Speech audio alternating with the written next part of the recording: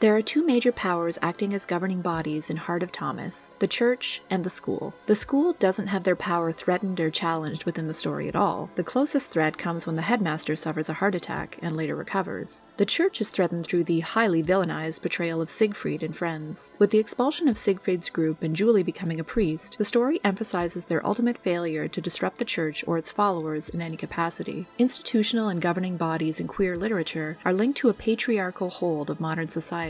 As such, queer narratives work to subvert such heteronormative stories by challenging and otherwise opposing such bodies. Protection and conformity of institutional power posits the story as heteronormative. As Christopher Morabito states in his thesis Defying Normativity, quote, "Queer literacy works to challenge norms and social conventions. Queer literacy is, by necessity, a literacy of resistance," end quote. This analogy extends into social and cultural power. Social expressions derived from institutions can themselves exist without the necessity of such bodies, such as with heteronormity being an extension of the patriarchy. Julie holds a certain social power as head prefect. Though Julie is challenged personally by both Oscar and Eric, and his mental state is discussed between the headmaster and teachers, his position as head prefect is never directly threatened. The conversations held which could threaten his power are discussed by people who are in control of him, not people within his control. No anti-patriarchal sentiment, either direct or allegorical, is present within the narrative. The inability for the narrative to destabilize institutions has a direct implication toward conformity and heteronormativity. Morabito states, quote, "These narratives teach queer and questioning youth to figure out how to embrace norms and take their place in normative society. For these readers, the underlying message is one of conformity, encouraging them to abide by social standards instead of challenging them in any way," end quote. This positions Heart of Thomas to be read as heteronormative rather than as a queer story.